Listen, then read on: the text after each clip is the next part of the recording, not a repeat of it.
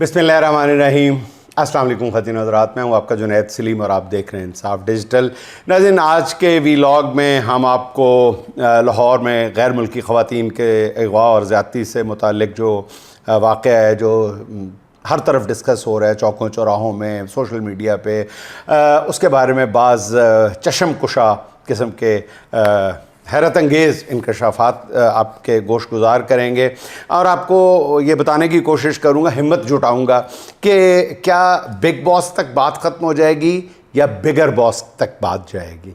और ये जो बिग बॉस है, कल कमोबेश ये खादिम वो पहला शख्स था जिसने आपको साफ साफ बता दिया था कि बिग बॉस, अब बिग बॉस का नाम भी आना शुरू हो गया। लेकिन इसमें मैं बताने की कोशिश करूँगा कि बिग बॉस का कसूर कहाँ तक है, बल्कि ये भी बताने की कोशिश करूँगा कि रज़ा डार जो हमारे नायब वज़ीर आज़म साहब के, इसहाक़ डार साहब के नवासे हैं, उनका कसूर क्या है, वो किस किस जुर्म में मुलव्वस हैं, ये भी बताऊँगा। अच्छा नाज़रीन, बहरहाल ये गैर मुल्की ख़वातीन के अगवा, रेप और तावान का जो मामला है, ये जैसे जैसे वक्त गुज़रता जा रहा है, नए हक़ाइक़ जो हैं सामने आने पर वो कहना यही चाहिए कि संगीन से संगीन तर होता चला जा रहा है, इंटरनेशनलाइज भी होता चला जा रहा है। ये मेरे पास डॉक्यूमेंट्स का अंबार लगा पड़ा है, लेकिन दिमाग है कि घूमे चले जा रहा है, कुछ समझ नहीं आ रहा कि आपकी खिदमत में कौन सा फैक्ट किस अंदाज में पेश करूं कि मामला भी समझ आ जाए तो हंसी भी बचे रही है। बहरहाल, अच्छा नाज़रीन, अब कहा जा रहा है कि जी मेडिकल रिपोर्ट में जिनसी ज़्यादती साबित हो गई है। ये परसों की खबर है, वैसे इसमें ताज़ा खबर नहीं है। आज क्या कहा जा रहा है कि एक खातून के हवाले से कहा जा रहा है कि मेडिकल रिपोर्ट सामने आ गई है और मुलजिमों के DNA मैच कराने के लिए फोरेंसिक लैब भेज दिए गए हैं। इस केस का नाज़रीन मरकज़ी किरदार, जो वही मैं बार बार कल भी अर्ज़ किया था, आज भी, वो बिग बॉस है। ये बिग बॉस कौन है कल बताया था, दोबारा अर्ज़ किए देता हूँ कि बिग बॉस जो है वो जिस नौजवान का नाम लिया जा रहा है, रज़ा डार, जो मास्टरमाइंड था, है वो 24-25 साल का नौजवान होगा, लेकिन मास्टरमाइंड था, जो इसहाक़ डार साहब का नवासा है।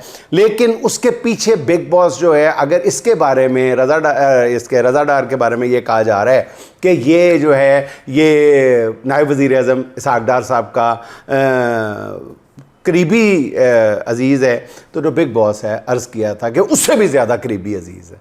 तो उससे भी ज़्यादा करीबी अज़ीज़ कौन है वो खुद समझ जाए। अच्छा नाज़रीन, अब तो खैर वो अली डार साहब का नाम जो है वो लिया जा रहा है सोशल मीडिया पर भी और हर जगह पे भी, लेकिन मैं अली डार साहब के बारे में भी आपको बताता जाता हूँ। ये वजाहत ज़रूरी है कि अली डार जो है वो वज़ीर आला के मुशीर भी हैं, बड़ी इंपॉर्टेंट पोजीशन होल्ड करते हैं। वो डायरेक्टली किसी क्राइम में इन्वॉल्व नहीं है। यहाँ पर दो जर्नलिस्टों के गिरोह हैं। एक गिरोह है वो सारा मलबा मुद्दा जो है वो अली डार पर डालना चाह रहा है, ये भी गलत है। दूसरा जो है गिरोह जो है वो बिल्कुल उनको इस तरह पेश करना चाह रहा है कि जी ये सारे मुल्जिमान तो गिरफ्तार ही अली डार ने करवाए हैं, उन्होंने कानून का साथ दिया, ये भी गलत बात है। अली डार ने वही किया है जो हमारे यहाँ जब किसी अजीज़ दोस्त रिश्तेदार पे उफ्ताद आन पड़ती है पुलिस के हवाले से, या क्राइम कमिट हो जाता है, सरजद हो जाता है जुर्म, तो जो किया जाता है वो उन्होंने करने की कोशिश की है। उससे पहले अली डार पे क्या इल्ज़ाम है, इस बारे में सारी क्यास आ रही हैं, अभी तक कोई हतमी बात नहीं है। नाज़रीन, अगर वाकई वो बिग बॉस है, अगर वो बिग बॉस से बात बिगर बॉस की तरफ चली गई, तो फिर कहा जा रहा है कि सियासी और इखलाकी भूचाल आ सकता है। दोनों मुतासरा लड़कियों ने मैजिस्ट्रेट के सामने जो बयान रिकॉर्ड करवाया है वो रोंगटे खड़े करने के साथ साथ ये भी बताता है कि दौलत की हवस ने हमारी सो कॉल्ड अपर एलीट क्लास को किस तरह इखलाकी मुजरिम और ज़हनी मरीज़ बना के रख दिया है। हॉलैंड और वेनेजुएला की इन ख़वातीन ने नाज़रीन रो रो कर जो बयान रिकॉर्ड करवाया है, कोई भी दर्द दिल रखने वाला शख्स उसे पूरा नहीं सुन सकता। ज़राए के मुताबिक ये बयान चीदा चीदा लोगों को सुनवाया गया है। कुछ कानूनी माहिरीन को ये बयान सुनाकर उनसे राय तलब की गई है कि इस केस के कानूनी नताइज क्या हो सकते हैं। इस बयान तक रसाई रखने वाले ज़राए का कहना यह है कि वेनेजुएला से ताल्लुक़ रखने वाली खातून के साथ ख़ास तौर पर बहुत बुरा सलूक किया गया। इन ख़वातीन ने बताया कि किस तरह उनके साथ सिंगापुर में एक इंस्टाग्राम प्रोफाइल से रब्ता کیا گیا. یہ انسٹاگرام پروفائل بھی کہا جاتا ہے, یہ مبینہ طور پہ کہا جاتا ہے کہ بہت عام شخصیت کا ہے, شاید یہی لنک ہے, باس کی نشاندہی کرتا ہے, وہ مطلب بگر باس یا بگیسٹ باس کی نشاندہی کر رہا ہے. اسی انسٹا پروفائل سے ان خواتین کو جھانسا دے کر رضا ڈار وغیرہ کی پاکستان میں کیا حیثیت ہے یہ بتایا گیا کہ ان کے نانا کس قد کاٹ کی شخصیت ہے.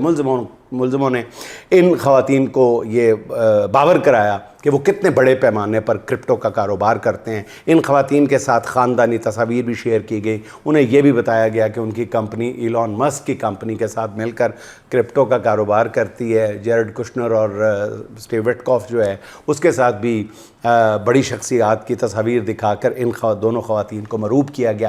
ان خواتین نے اپنے ویڈیو بیان میں یہ بھی بتایا کہ انہیں کس نے اور کس طرح ترجیحی بنیادوں پر پاکستان کا ویزا فراہم کیا.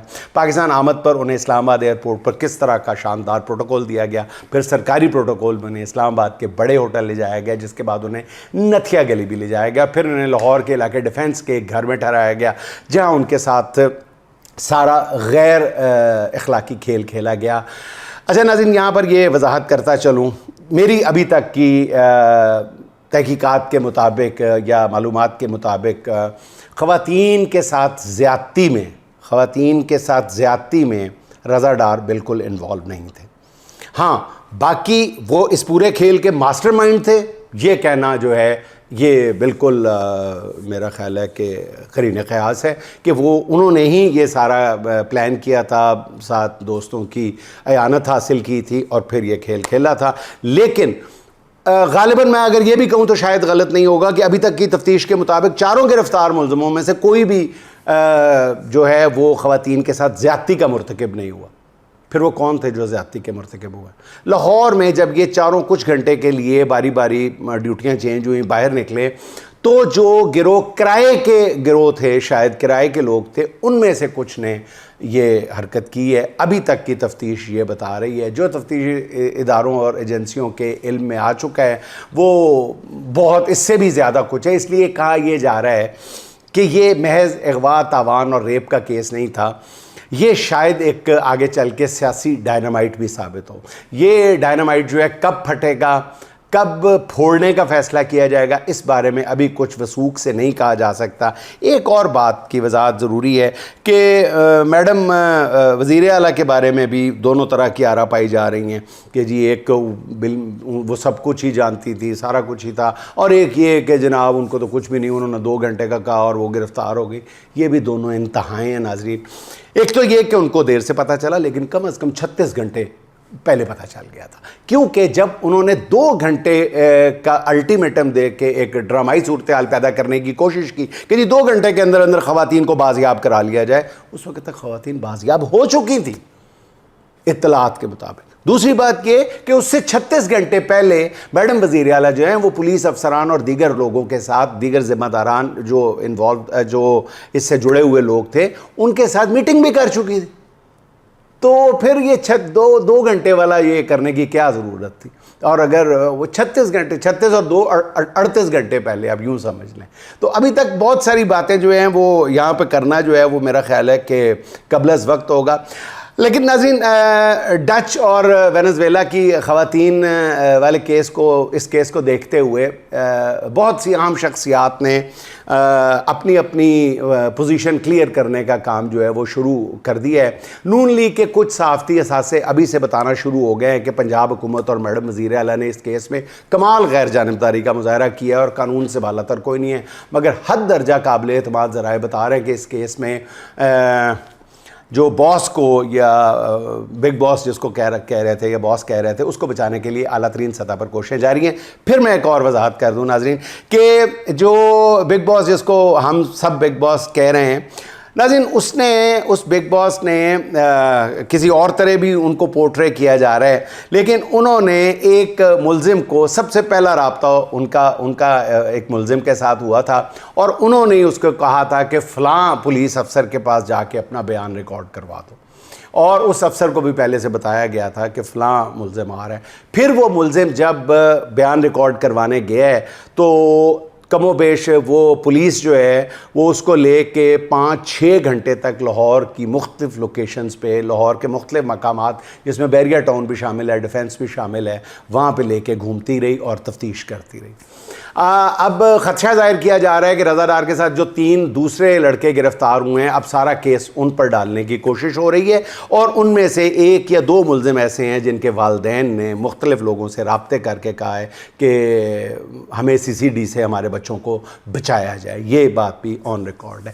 ان لڑکوں کے جیسے میں کہہ رہا ہوں کہ اہل خانہ جو ہیں وہ خود بیچارے لوگوں سے وہ بیچارے کہیں یا جو مرضی کہیں، وہ خود کچھ لوگوں سے رابطہ کرنا ذرائع بتا رہے ہیں کہ جیسے ہی اس کیس میں غیر ملکی ایجنسی انوالو ہوئی، غیر ملکی ایمبیسیز انوالو ہوئیں، تو سارا کھیل اچانک بدل گیا۔ پھر سارے گھبرا گئے۔ پہلے جس معاملے کو زیادہ اہمیت نہیں دی جا رہی تھی اور یہ سمجھا جا رہا تھا کہ اس پر کور اپ کرنے میں کامیاب ہو جائیں گے، ویسا نہیں ہو سکا۔ پھر اتنا دباؤ پڑا کہ FIR کاٹنا پڑی، جس کے بعد پنجاب کی ایک بااثر شخصیت جو کہ بہرحال رضا ڈار سے قریبی تعلق رکھتی ہے، ان لڑکوں کو فون کر کے اپنی اپنی لوکیشن بھیجو اور خود یہاں سے نکل جاؤ۔ اس کی وجہ سے یہ جو بات ہے کہ علی ڈار نے یہ بات کہی ہے، اس کی تردید جو ہے آج جو ویڈیو فوٹیج ایکسیڈنٹ والی آئی ہے 2 گاڑیوں کے بعد، جس کے بعد دونوں مغوی خواتین جو ہیں وہ گاڑی سے نکل بھاگی، پھر اس کے بعد اس بات کی تردید ہو جاتی ہے کہ ان ملزمان کو علی ڈار صاحب نے یہ کہا کہ جی آپ یہاں سے بھاگ جاؤ۔ اس موقف کی تردید ہو جاتی ہے، اور یہ کہنا بھی پھر غلط ہوگا کہ اس شخصیت نے پولیس کو پہلے مینج کر لیا تھا، ایسا نہیں ہے۔ جس کے بعد کہتے ہیں کہ ان لڑکیوں کو بازیاب کروا لیا گیا، بعد میں رضا ڈار سمیت 4 لڑکوں کو گرفتار کر لیا گیا۔ رضا ڈار کو گرفتاری کے بعد تمام آسائشیں میسر ہیں۔ کل جب انہیں عدالت میں ریمانڈ کے لیے پیش کیا گیا تو پولیس کے ڈالے کے ساتھ ساتھ 2 فارچونر گاڑیاں بھی تھیں، اور ملزموں نے جینز اور شرٹس پہن رکھی تھی، منہ پہ ماسک لگائے ہوئے تھے، جو ریمانڈ ملنے کے بعد بڑے اطمینان سے واپس چلے گئے۔ اچھا ناظرین، اب سب سے اہم جو سوال ہے وہ یہ ہے کہ ان غیر ملکی لڑکیوں کے کیس میں ہوگا کیا؟ سینیٹر فیصل وافڈا نے تو سیدھا نائب صدر وزیر اعظم اسحاق ڈار کو اس واقعہ کا ذمہ دار قرار دیتے ہوئے ان سے استعفیٰ کا مطالبہ کر دیا۔ ذکر اس لیے نام لے کے کر رہا ہوں کہ انہوں نے ٹویٹ بھی کر دی ہے، سوشل میڈیا پر بھی کر دی ہے، کھلے عام نام لیا جا رہا ہے۔ فیصل وافڈا کا کہنا ہے کہ جمہوریت کے نام پر ملک کو لوٹنے والے اب عزتیں بھی لوٹ رہے ہیں۔ اس شرمناک الزام کے بعد اسحاق ڈار کے ساتھ کون پاکستان کے جھنڈے تلے کھڑا رہ سکتا ہے؟ سوال پھر وہی ہے کہ ان سنگین الزامات کے بعد کیا اسحاق ڈار مستعفی ہو جائیں گے؟ تو اس کا جواب ہے نہیں، بالکل نہیں۔ اسحاق ڈار اس میٹیریل کے انسان ہی نہیں ہے کہ جو اس طرح کے الزامات کے بعد اخلاقی جرات کا مظاہرہ کرتے ہوئے عہدہ قربان کر دیں۔ حالانکہ اگر کوئی بھی زندہ معاشرہ، سانس لیتا ہوا معاشرہ ہو اور اس میں اتنے اہم عہدے پر متمکن شخص پر اتنا زیادہ بڑا الزام لگ جائے تو اخلاقیات کا بھی تقاضا یہی ہے، قانون اور دستور کا تقاضا بھی یہی ہے کہ بے شک مختصر عرصے کے لیے صحیح اپنا عہدہ چھوڑ دینا چاہیے تاکہ شفاف تحقیقات کو یقینی بنایا جا سکے۔ لیکن ہمارے ہاں ایسی کوئی روایت نہیں ہے۔ اسحاق ڈار صاحب پہ کیا موقوف، کوئی بھی ہوتا تو ایسا نہیں کیا جاتا ہمارے ہاں۔ اس بارے میں اب تک جو اطلاعات ہیں وہ آپ سے شیئر کر دیتا ہوں۔ ایک تفتیش پولیس پولیس یہ بھی کہہ رہی ہے کہ کیسے اب تفتیش ہوگی، مطلب اتنی بڑی بڑی شخصیات ہیں، جتنی مرضی آپ جیدار قسم کے پولیس والے لے ہیں، اوپر بیٹھے ہوئے لوگ ہیں، تو پھر شفاف تحقیقات کیسے ہو سکتی ہے؟ مگر سنا یہ ہے کہ اس کے متوازی ایک اور ٹیم بھی تشکیل دی گئی ہے جو اس پورے کیس کی سائنسی بنیادوں پر تحقیقات کر رہی ہے۔ یہ ٹیم کس نے بنائی ہے؟ تفتیش کرنے والے کون ہیں؟ اس بارے میں آپ خود ہی سمجھ لیں ناظرین۔ سب سے پہلے جو مہمہ حل نہیں ہو رہا کہ باس کون ہے، گزشتہ روز بھی عرض کیا تھا، پتہ چل اس بارے میں پتہ چلا ہے کہ پس پردہ ہونے والی تحقیقات میں پتہ چلا لیا گیا ہے کہ جے سانوں پتہ لگ گیا تو انہوں نے نہیں پتہ لگنا، اور کون اس سارے معاملے کو کنٹرول کر رہا تھا جب معاملہ ہاتھ سے نکل گیا تھا۔ بتایا جا رہا ہے کہ تحقیقاتی ٹیم جو ہے سائنٹیفک انداز میں کرائم سٹوری مکمل کر رہی ہے۔ غیر ملکی لڑکیوں اور ملزموں کے درمیان ہونے والی فون کالز کا ڈیٹا اکٹھا کر لیا گیا ہے۔ ان خواتین کے ویزے لگنے سے لے کر پاکستان میں قیام تک ان کی معلومات اکٹھی کی جا رہی ہیں۔ کس کے کہنے پر ترجیحی بنیادوں پر ویزے لگائے گئے، کون سے سرکاری اہلکار ایئرپورٹ پر ان خواتین کے استقبال اور پھر انہیں ہوٹل منتقل کرنے کے عمل میں شریک رہے، اس سارے عمل کی ایئرپورٹ اور ہوٹل سے CCTV فوٹیجز حاصل کر لی گئی ہیں۔ بتایا جا رہا ہے کہ اس معاملے میں ملوث کچھ سرکاری اہلکار اتنا ڈر گئے ہیں کہ انہوں نے ابھی سے ہی وعدہ معاف گواہ بننے کی حامی بھی بھر لی ہے۔ بتایا جا رہا ہے کہ دونوں خواتین بھی اس حقیقی تحقیقاتی ٹیم کے ساتھ رابطے میں حقیقی تحقیقاتی ٹیم کے ساتھ رابطے میں، یعنی اس کیس کی فائل مکمل ہے۔ ڈیجیٹل شواہد سے بھری ہوئی یہ فائل ہی کچھ لوگ اور شاید حکمران جماعت کے سیاسی مستقبل کا بھی فیصلہ کر دیں۔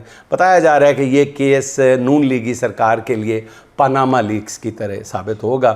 حکمران جماعت ویسے تو پہلے ہی ہر طرح سے دل و جان کے ساتھ مقتدر قوتوں سے تعاون کر رہی ہے، مگر آنے والے دنوں میں جو کچھ ہونے والا ہے اور جو کچھ بتایا جا رہا ہے اس میں نون لیگی قیادت نے کس طرح کی بالواسطہ یا بلا واسطہ رکاوٹ ڈالنے کی کوشش کی کسی بھی طرح، تو یہ فائل کھلے گی، پھر ایسی ایسی کہانیاں لوگوں کے سامنے آئیں گی، سننے والوں کے کانوں سے دھواں نکلنے لگے گا۔ اگر کسی طرح کی مزاحمت نہ ہوئی تو پھر یہ فائل بند ہی رہے گی، البتہ بوقت ضرورت یہ فائل ڈرانے کا کام کرتی رہے گی۔ اگر ایسا ہی ہے تو یہ افسوس کی بات ہوگی، اس کیس میں نظر ایسا ہی کچھ آ رہا ہے۔ اچھا ناظرین، پنجاب میں جو کچھ ہو رہا ہے اس سے بھی یہی پتہ چلتا ہے کہ پس پردہ معاملات بہت خراب ہیں۔ چند روز سے پتہ چل رہا ہے کہ میڈم وزیر اعلیٰ نے بھی اپنی تمام تر توجہ جیل ریفارمز کی طرف کر لی ہے۔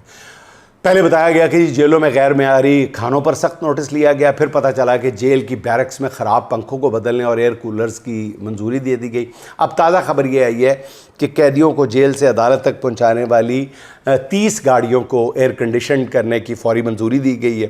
میڈم وزیر اعلیٰ کا اچانک جیلوں کی اصلاحات کی جانب متوجہ ہونا خوشگوار حیرت کے ساتھ ساتھ کئی خدشات کو بھی جنم دے رہا ہے۔ ابھی 2 روز پہلے معروف صحافی مطیع اللہ جان نے جب میڈم وزیر اعلیٰ سے سوال کیا تھا کہ کیا آپ کو لگتا ہے کہ اب آپ کے عدالتوں میں چکر لگتے رہیں گے، جس پر مریم نواز صاحبہ نے کہا تھا لگتا تو ہے۔ بہرحال میڈم وزیر اعلیٰ کے پنجاب میں گزشتہ روز بڑی کارروائی ہوئی ہے پنجاب میں، وہ بھی بڑی عجیب و غریب ہے۔ گیریزن سٹی یعنی راولپنڈی کی پوری انتظامی مشینری اچانک بدل دی گئی ہے۔ راولپنڈی کے commissioner Abdul Amir Khattak, deputy commissioner doctor Hassan Waqar Cheema کا تبادلہ کر دیا گیا، جبکہ سی پی او سید خالد محمود ہمدانی کو بھی ان کے عہدے سے ہٹا دیا گیا ہے۔ اس کے علاوہ اے سی ریونیو کو بھی عہدے سے ہٹا دیا گیا ہے۔ اچانک سارے ہی تبدیل کر دیے گئے۔ ذرائع کا یہ کہنا ہے کہ یہ سب کچھ کہیں اور سے کیا گیا ہے۔ راولپنڈی کی انتظامیہ کچھ لوگوں کی بہت ہی منظور نظر تھی، خاص طور پہ ڈی سی حسن وقار چیمہ تو بہت ہی پاورفل قسم کے افسر مانے جاتے تھے۔ ان کے والد نون لیگ کے ٹکٹ پر وزیر اعظم سے فارم 47 پر ایم پی اے بھی بنے ہوئے ہیں۔ راولپنڈی کے ہی ایک سابق کمشنر لیاقت چٹھا نے حلفیہ بیان دیا تھا کہ پورے پنڈی ڈویژن میں الیکشن کے دوران جیتے ہوئے پی ٹی آئی کے امیدواروں کو ہرایا گیا تھا۔ یہی وہ ٹیم تھی جس نے یہ چمتکار کیا تھا۔ اب ان کی تبدیلی کا فیصلہ بھی میڈم وزیر اعلیٰ کی سطح سے اوپر ہی کہیں اور سے ہوا ہے، شاید انہیں بھی میڈیا کے ذریعے ان تبادلوں کا علم ہوا ہو۔ اچھا ناظرین، مرید کے واقعے کے بعد بتایا جا رہا تھا کہ کالعدم تحریک لبیک کو اب سانس لینے کی جگہ بھی نہیں ملے گی۔ تنظیم کو کالعدم قرار دے دیا گیا تھا، مگر کل لاہور، کراچی اور ملتان میں اسی کالعدم تحریک لبیک نے حیرت انگیز طور پہ زبردست مظاہرے کیے ہیں۔ یہ مظاہرے ایک نجی ٹی وی چینل کے خلاف تھے۔ حیرت انگیز بات یہ تھی کہ ان مظاہروں میں ہزاروں افراد شریک ہوئے۔ ان مظاہروں کو روکنے کے لیے کوئی انتظامی مشینری بھی حرکت میں نہیں آئی۔ ذرائع کا کہنا یہ ہے کہ ٹی ایل پی کو ایک بار پھر سیاسی منظرنامے پر لا کر 2-3 جگہوں پر پیغامات دیے گئے ہیں، اور پیغام یہی ہو سکتا ہے کہ اس فیکٹر کو نظر انداز نہ کیا جائے۔ اب سوال یہ ہے کہ کیا آگے چل کر کیا ٹی ایل پی کی کالعدم حیثیت بھی ختم کر دی جائے گی اور انہیں دوبارہ سیاسی کردار ادا کرنے کی اجازت مل جائے گی؟ اگر ایسا ہوتا ہے تو یہ کس جماعت کے لیے پریشانی کی باعث ہو سکتی ہے، بات ہو سکتی ہے، اس کا اندازہ سب کو ہے۔ شاید ٹی ایل پی کے مظاہرے کرائے اس لیے گئے کہ کسی کو یہ بتایا جائے کہ ذرا سی بھی مزاحمت کی کوشش کی تو دیکھ لینا کہ مقابلہ کہاں کہاں کرنا پڑے گا۔ اچھا ناظرین، شہباز سرکار جو ہے حاتم طائی کی قبر پر لاتوں پہ لاتیں مارتی چلی جا رہی ہے۔ حکومت نے پیٹرول اور ہائی سپیڈ ڈیزل کی قیمتوں میں پورا 1 روپیہ 97 پیسے کی کمی کر دی تھی۔ اس کمی کے بعد جو وزراء ہیں وہ بھی داد طلب نظروں سے ہر طرف چاروں طرف دیکھ رہے ہیں کہ وہ پورا 1 روپیہ 97 پیسے۔ حکومت کو اپنے لوگوں کو اتنا زیادہ احساس ہے، وہ حکومت جس نے صرف ایک ہی بار ڈیزل کی قیمت میں 184 روپے سے زیادہ اور پیٹرول کی قیمت میں 137 روپے سے زیادہ کا اضافہ کیا تھا ایک ہی جھٹکے میں، اب اس نے مسلسل دوسرے ہفتے عالمی منڈی میں تیل کی گرتی ہوئی قیمت کا عوام کو جو اس کے بعد ریلیف دیا ہے وہ 2 روپے سے بھی آگے نہیں بڑھنے دیا. دوسری طرف ایل پی جی کی خرید و فروخت میں جو لوٹ مار مچی ہوئی ہے اس پر بھی کوئی بات نہیں کر رہا. ایل پی جی کی سرکاری قیمت 241 روپے فی کلو ہے, مگر یہ کہیں بھی 380 سے 450 روپے فی کلو سے کم پر دستیاب نہیں ہیں. کارٹلز دل کھول کر لوٹ رہے ہیں, مہنگائی کنٹرول کرنے والوں کو پورا حصہ پہنچ رہا ہے اور عوام سولی پہ لٹکی ہوئی ہے. اچھا ناظرین, آج عمران خان اور بشریٰ بی بی کی قید تنہائی متعلق کیس میں ابتدائی فیصلہ کے مطابق اسلام آباد ہائی کورٹ نے کہا ہے کہ جی عمران خان اور بشریٰ بی بی کو, فیصلہ ذرا سنیں کتنا سخت, 2 ٹوک اور فوری فیصلہ, انصاف کی ایسی فراہمی نہیں میں نے تو نہیں دیکھی, مزہ آ گیا. اسلام آباد ہائی کورٹ نے کہا ہے کہ عمران خان اور بشریٰ بی بی کو اگر قید تنہائی میں رکھا گیا ہے تو کیوں رکھا گیا ہے, کس قانون کے تحت رکھا گیا ہے, کتنی دیر کے لیے رکھا گیا ہے, اور کیا یہ سزا ہے. یہ سارے سوالات پوچھے گئے ہیں حضور والا سپرڈنٹ اڈیالہ سے, اور تفصیلی رپورٹ طلب کی گئی ہے جیل ریکارڈ سمیت. اور ذرا دیکھیں کہ قانون کتنی سرعت کے ساتھ اپنا راستہ بنا رہا ہے, کتنی تیزی کے ساتھ پوچھا گیا ہے. پتہ تاریخ کیا رکھی گئی ہے ناظرین, یہ صرف سوالوں کے جواب دینے کے لیے سپرڈنٹ اڈیالہ سے پوچھا گیا, اڈیالہ جیل سے, کہ ان سوالوں کے جواب دو. سوال بھی دیکھیں کیا کیا ہیں, کس قانون کے تحت, کتنی دیر کے لیے, کیا یہ سزا ہے. سپرڈنٹ اڈیالہ سے پوچھا گیا ہے, ریکارڈ سمیت پوچھا گیا ہے کہ آؤ کب تک, 6 اگست کو. استغفر اللہ, استغفر اللہ. ناظرین چلتے چلتے احمد فراز کے چند اشعار ایسے ہی ذہن میں گھوم رہے ہیں, آپ کے ساتھ شیئر کرنے کو جی چاہ رہا ہے. رفاقتوں میں پشیمانیاں تو ہوتی ہیں, رفاقتوں میں پشیمانیاں تو ہوتی ہیں, کہ دوستوں سے بھی نادانیاں تو ہوتی ہیں. بس اس سبب سے کہ تجھ پر بہت بھروسہ تھا, گلے نہ ہوں بھی تو حیرانیاں تو ہوتی ہیں, گلے نہ ہوں بھی تو حیرانیاں تو ہوتی ہیں. اداسیوں کا سبب کیا کہیں بجز اس کے, یہ زندگی ہے پریشانیاں تو ہوتی ہیں, یہ زندگی ہے پریشانیاں تو ہوتی ہیں. فراز بھول چکا ہے تیرے فراق کے دکھ, فراز بھول چکا ہے تیرے فراق کے دکھ, کہ شاعروں میں تناسانیاں تو ہوتی ہیں, کہ شاعروں میں تناسانیاں تو ہوتی ہیں. ناظرین خوش رہیں, خوش رکھیں. آپ سے ملاقات ہوگی انشاءاللہ اگلے ولاگ میں. اللہ حافظ.